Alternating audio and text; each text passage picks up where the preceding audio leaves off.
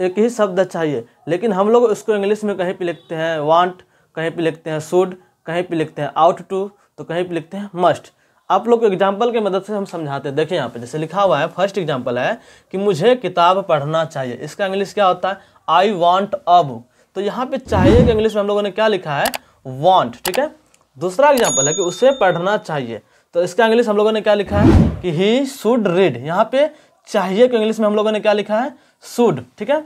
हमें सामाजिक नियमों को मानना चाहिए, इसका इंग्लिश क्या होता है? We ought to follow the social rules. तो यहाँ पे हम लोगों ने चाहिए कि इंग्लिश में क्या लिखा है? Ought to. ठीक है। चौथा एग्जाम्पल है कि तुम्हें अवश्य ही पढ़ना चाहिए, तो इसका इंग्लिश क्या होता है? कि यू मस्ट रीड। तो यहाँ पे चाहिए कि इंग्लिश में क्या लिखा है हम लोगों ने? मस्ट। ठीक है। तो दोस्तों एक ही शब्द चाहिए, लेकिन इसका इंग्लिश मीनिंग हम लोग अलग अलग क्यों यूज कर रहे हैं? ऐसा क्यों होता है? तो दोस्तों आज हम चाहिए शब्द पर पूरा चर्चा करने वाले हैं, तो बने रहिए वीडियो के लास्ट तक। दोस्तों चाहिए किसी वर्ब तथा नाउन दोनों के साथ लगा रह सकता है। ठीक है। जैसे कि एग्जाम्पल में तुम्हें पढ़ना चाहिए, तो पढ़ना क्या है? वर्ब है। क्या है? वर्ब। तो वर्ब के साथ भी चाहिए लगा हुआ है। यहाँ एग्जाम्पल है कि तुम्हें कलम चाहिए, तो यहाँ पे कलम क्या है? एक नाउन है। ठीक है। तो चाहिए किसी वर्ब के साथ भी लगा रह सकता है या किसी नाउन के साथ भी लगा रह सकता है। अगर चाहिए किसी नाउन के साथ लगा हुआ है तो उसका इंग्लिश होगा वांट। ठीक है।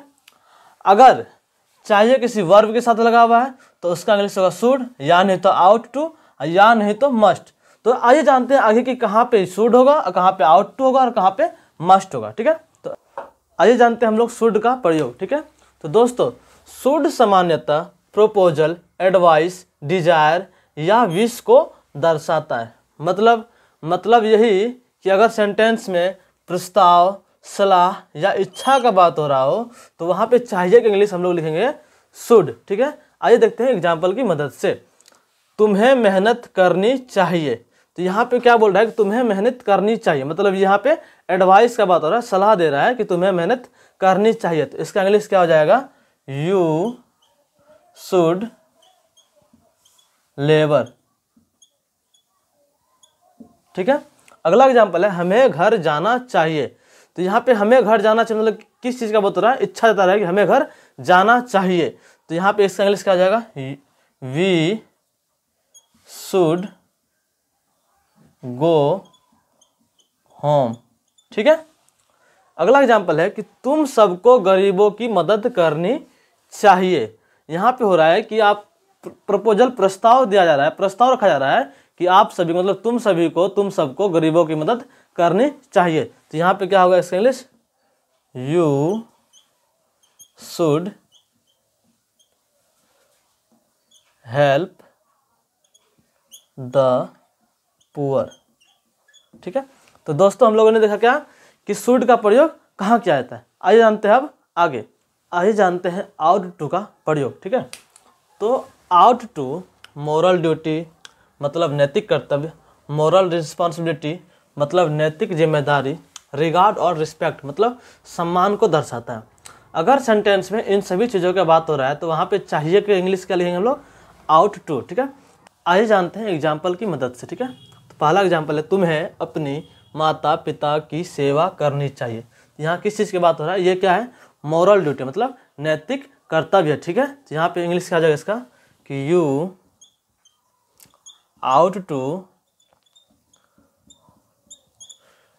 सर्व योर पेरेंट्स। ठीक है। अगला एग्जाम्पल है कि हमें सामाजिक नियमों को मानना चाहिए। ये क्या है? मोरल रिस्पॉन्सिबिलिटी है, मतलब नैतिक जिम्मेदारी है। तो यहाँ इसका इंग्लिश क्या आ जाएगा? We ought to follow the social rules. ठीक है। अगला एग्जाम्पल है छात्रों को अपने शिक्षकों का सम्मान करना चाहिए। तो ये क्या है? सम्मान का बात हो रहा है यहाँ पे। तो यहाँ पे क्या हो जाएगा?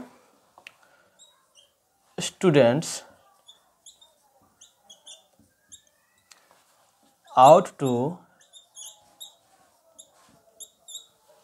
टू रिगार्ड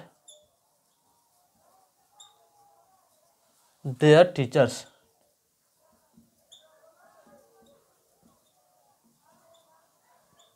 ठीक है।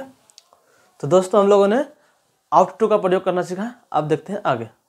आइए जानते हैं मस्ट का प्रयोग। ठीक है।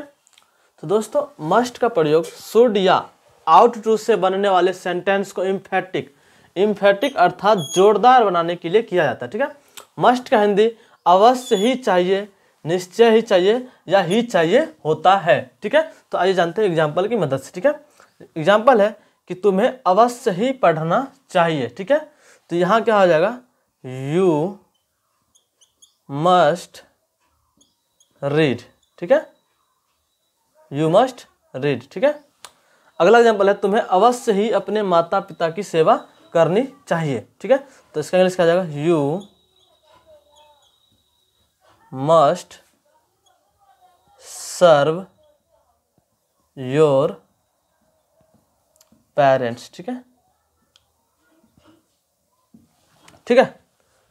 तो यहाँ पे हम लोग समझ गए हैं कि मस्ट का प्रयोग। तो दोस्तों उम्मीद करता हूँ कि आपको ये वीडियो अच्छे तरीके से समझ में आया होगा। ठीक है। तो मिलते हैं नेक्स्ट वीडियो में, तब तक के लिए गुड नाइट।